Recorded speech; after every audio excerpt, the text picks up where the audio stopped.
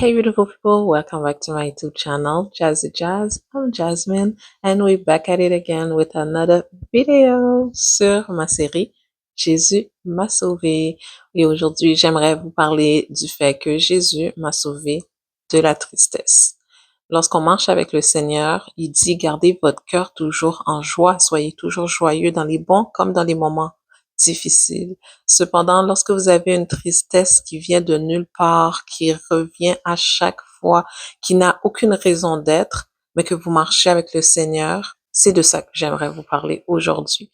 Lorsque vous vous faites baptiser, vous vous sentez invincible, vous vous sentez tellement puissant, vous sentez l'Esprit de Dieu en vous, vous sentez cet esprit qui est sur vous, qui vous guide, qui vous fortifie, etc. Mais malgré ça, malgré cette force, ce moment de joie que je pouvais avoir, la majorité du temps, j'étais toujours triste.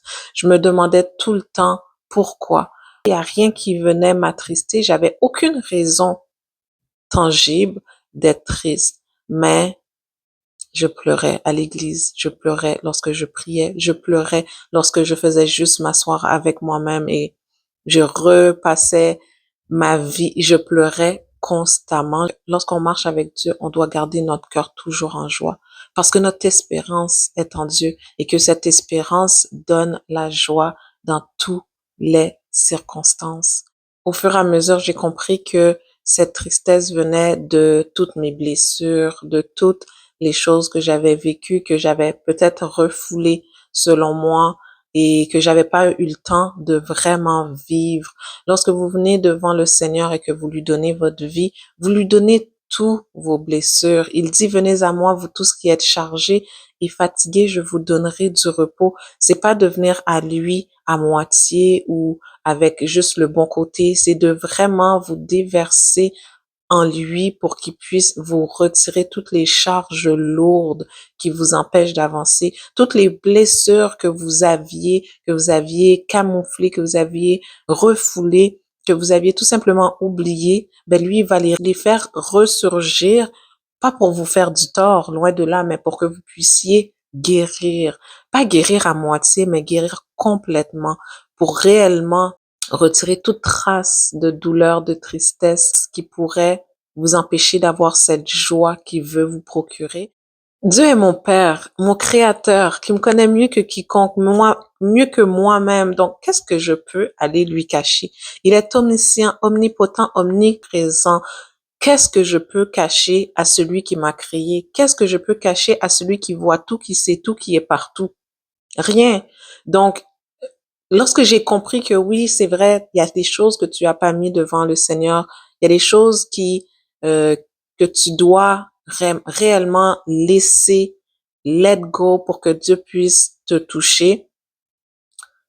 Je suis rentrée dans une autre phase de la tristesse que je n'avais pas, que je ne comprenais pas encore. C'est lorsque je me retrouvais dans la prière ou dans les louanges, en adoration pour le Seigneur et que tout d'un coup, les pleurs montaient. Dieu m'a fait comprendre, ton cœur pleure, mais je veux pas qu'il pleure parce que tu te sens coupable. Je veux que s'il pleure, s'il doit pleurer, c'est pour la reconnaissance du fait que je t'ai sorti de où ce que tu étais et tu es là aujourd'hui à mes pieds dans mon plan, dans ma volonté. C'est ça que Dieu veut. Il veut pas que nous vivions des choses négatives pour vivre des choses négatives. Il veut nous amener dans un autre chemin. Il veut nous ouvrir une autre porte à travers nos meurtrissures, à travers nos blessures, à travers nos moments difficiles, à travers nos moments de tristesse.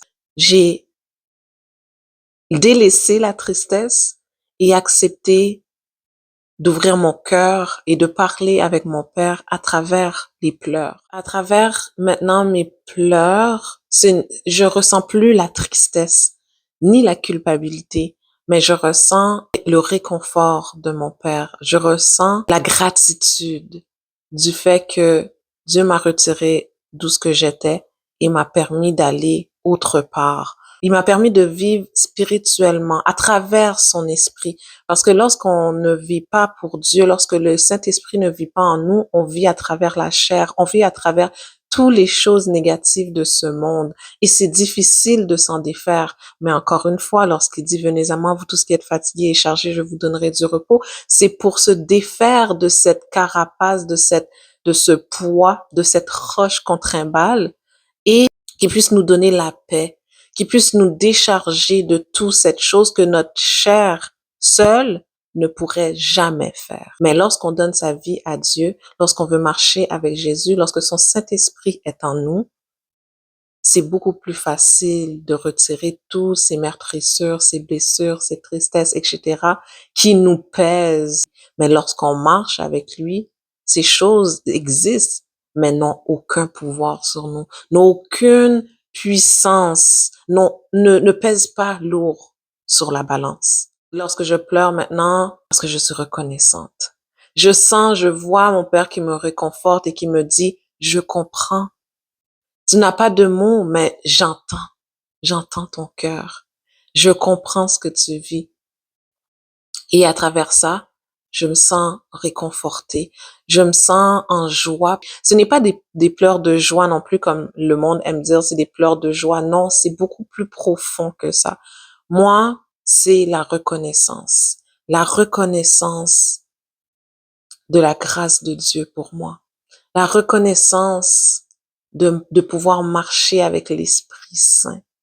La reconnaissance d'être libre, d'avoir un cœur transformé, qui se transforme de jour en jour, parce que je sais maintenant que mes pleurs ne sont pas en vain et c'est une façon de communiquer avec mon Père. Et lorsque j'ai compris ce que Dieu voulait me faire comprendre, lorsque j'ai compris qui était Dieu, ce que j'avais à l'intérieur de moi, il m'a donné la paix d'accepter les choses. Il m'a donné la paix de pouvoir travailler sur moi jour après jour. Toute bonne chose se fait avec le temps de Dieu.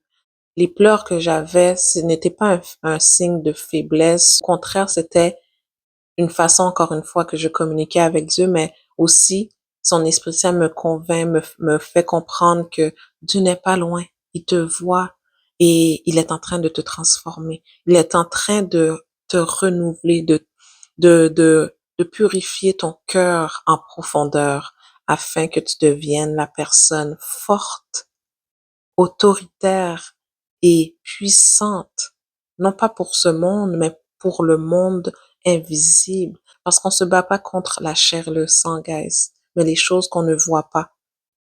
La tristesse, vous la voyez pas. Vous pouvez voir une personne triste, mais ça sort de l'intérieur.